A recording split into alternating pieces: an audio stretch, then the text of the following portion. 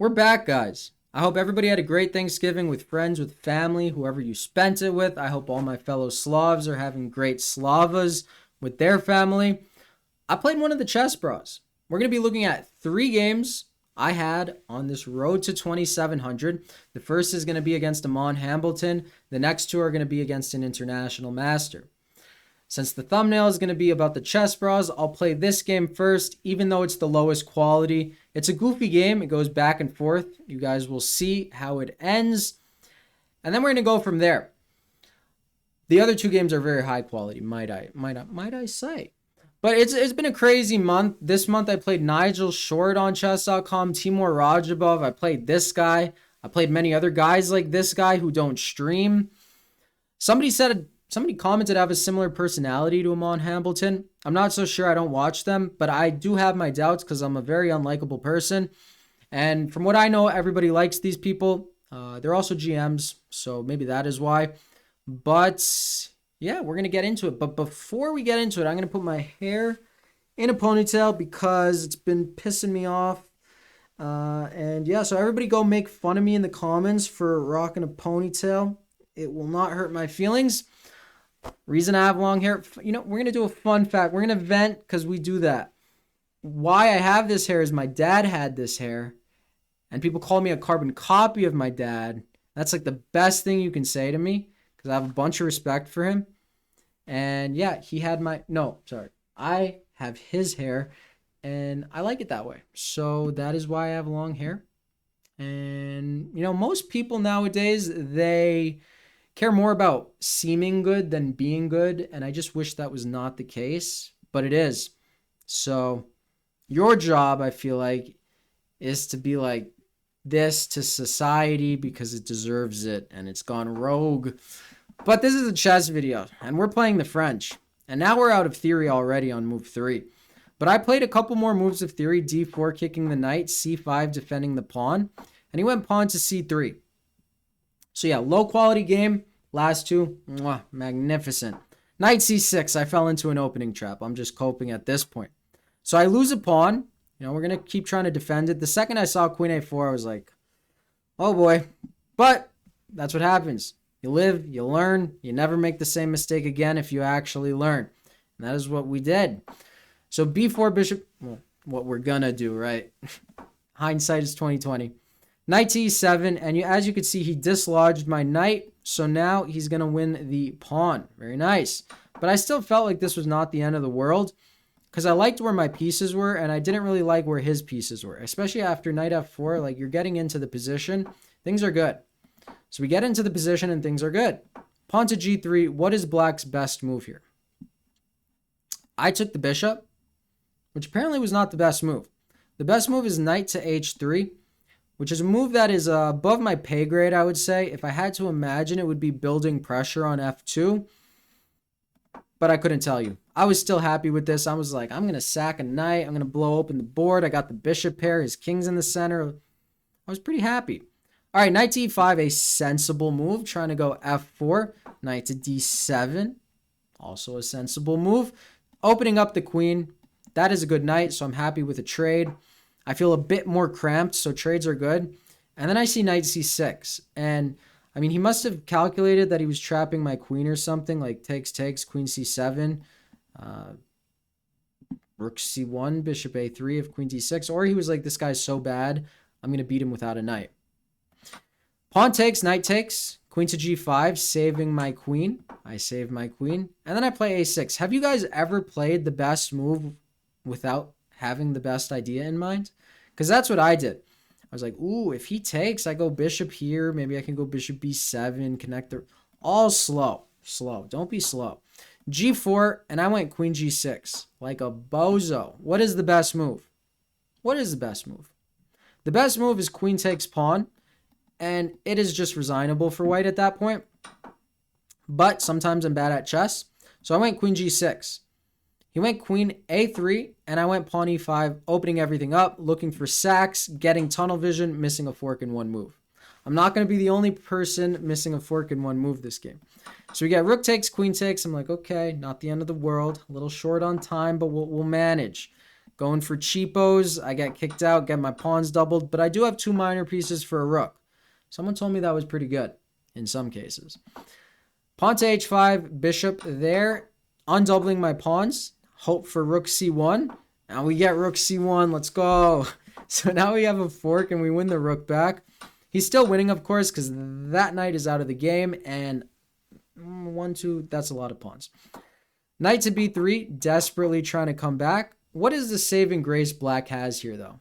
Knight to a5, right? Because if rook c8, now you could take the pawn. King f3, so he saves that guy because I was about to sack. Now I go pawn to g6, disallowing f5. He puts me in a mating box. I get e5, applying pressure to the pinned piece. Now I give up the knight. Now I move my king. Take the pawn. Take. Who's winning? Bar says white is. White is winning this. But you got to win. And does he? King takes, king takes. I go for the flank pawn because I must. How do you guys win here? You go king to f6. I resign. I move on. But he didn't go king f6. He pushed his pawn. And now I'm able to stop the pawn. And we both make a queen. So it's queen versus queen. We got some checks. We got some more checks. And I run out of time. So can't say I wouldn't do that.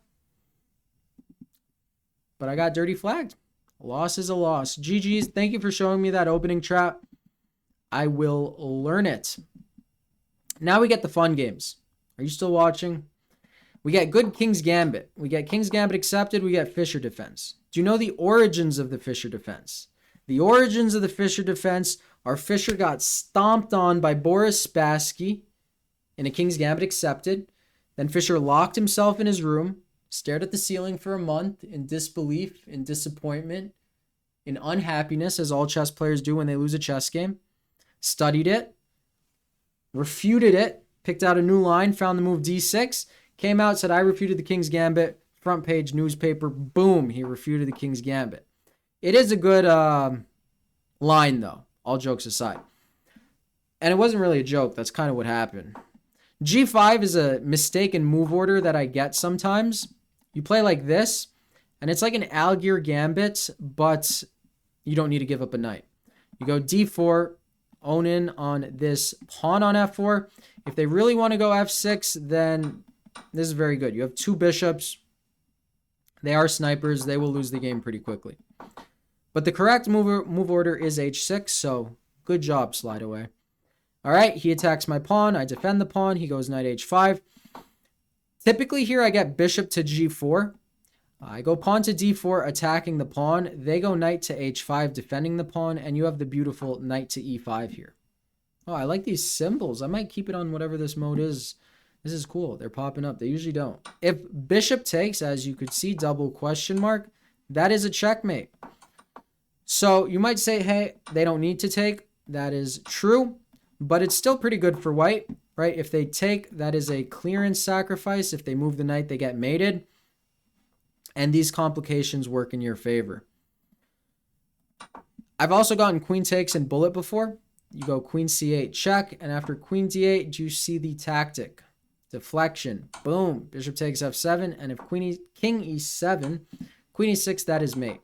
So that's just some cool theory. Thank you for backing it up for me. So bishop c4, h6, h4. We get knight to f6, knight c3, knight h5. Okay, we're back. Now, I knew this idea. I should have went knight e5. I don't know what I was thinking. I was like d4, and if he goes bishop g4, it'll transpose. But he jumped in, and I was actually happy about this because the knight's actually misplaced. I play the King's Gambit. Rook on h2, fine by me.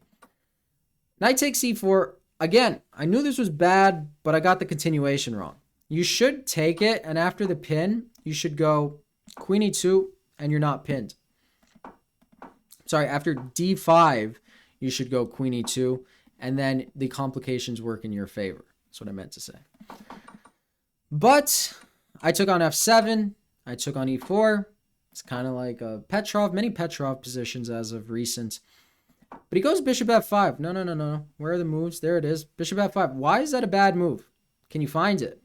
The move is knight to g5. Because after he takes and you take back, the king moves, you win the queen, you win the game. He resigns. Thank you for resigning. Do you want to lose again? He did.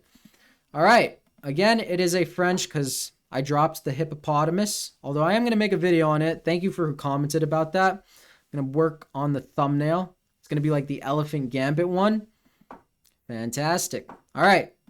Knight c3, e5. This is a little more normal. And queen d7. As you could see, not a blunder, a book move. I quite like this move. This move does many things. This bishop is stupid when it faces the king side, so you're going to put it on a6 and trade a good bishop for a bad bishop. That's a good trade. If they play the main line prior to queen d7, then you have the move f5. And, I like just seeing these symbols. This is awesome. I'm not used to this. If en passant, you have knight takes, and you kick the queen, and you have the open f-file when you castle. And if they go queen... Sorry about that. Boom. No. Boom, boom. If they go queen h5, you go queen f7, and a queen trade will always benefit the French player. The bar is slightly tilted in white's favor. I will play this position any day of the week as black. So, in the game, we get pawn a3. And I think this is the worst version because they need to take with the pawn. Right? If they retreated the queen, they could always take with the queen. But some people like the doubled pawns, others don't. In this exact position, I think the doubled pawns are bad for white. In the Sveshnikov, the doubled f pawns, you can play f5 twice. It's good. When you get the doubled c pawns in the French, sometimes it's good. Just, we're all acoustic as chess players. It depends on which part of the spectrum you are on, which part of the day it is, many, many things unknown. But do get a good sleep. Sleep is important for chess because if I get a bad sleep, I play like a 1200. If I get a good sleep, I play like better than a 1200. So f5, queen g3, as you could see, he cannot take with the queen anymore. Like, see, imagine a3, bishop takes, queen takes. Doesn't that just look more appealing to the eye? They do say do not judge a book by its cover, though, so human biasy, though. All right, queen to f7. Point is, you want to go knight e7, you want to go h6, g5, and by you, I mean me, and by me, I mean I did. So, queen f7, a4, I don't know what that's all about. He wants a bishop on a3, and I'm just going ahead with my tunnel vision. And then b5. I was very happy to close out the position because I envisioned like c6, castle, queenside, and everything would be very calm. All right, g6, so that if they go h5, there's no en passant on g5. Knight to f4. Now targeting the weakness. How do you defend the weakness? Now I'm talking too fast. I'll slow down. Pacing is a thing I need to work on. It really is. Knight to e7 defends the pawn. We get bishop to a3. I don't see the idea just yet, but now I do. Find the move here for black that saves the day. Pawn to c5. I love this move. Because look at this pawn structure. Is that a good pawn structure? Triple isolated pawns, a flank isolated pawn, and a pawn that is just going to be eaten. It's like the elephant gambit thumbnail. Like, they're all up for grabs. That person would be so hyped. Knight c6, blockading the triple isolated pawns. You should blockade pawns like that. And then queen e3. I don't know if this was like a test, but I did spend time here. I was like, do I really want to move this knight? And then I channeled my inner 1200, and I was like, yes, I do, but it was the best move. See a fork, give a fork. But now they don't get forked. Oh, yes, they do. That's still a fork. That's a king. That's a bishop. They move the king. Queen c7. Not a good move. What should you do here? You should go knight b8. And I did reference this in my last video, this knight rotation in various lines. When they play c3, a3, you can get to b3. Good routes going back to b8. Good routes. But I go queen c7. Not good. Not good because of knight e6. But that's why I played queen c7. What did I miss? Well, queen takes check, king f1. After you take the knight, you get pinned. You get unpinned. You're donezo after that move. So you would lose. Or you'd be worse. Maybe I wouldn't lose. So queen c7, not the greatest. But then we get king f3, certainly not the greatest. So I won his queen 2 games in a row, and he resigned. I'm glad he resigned after losing his queen. Saved me a few minutes of my time, and yeah, it's been a pretty good month chess-wise. So we'll continue road to 2700. Thank you guys for watching, and as always, have a great day. Boom.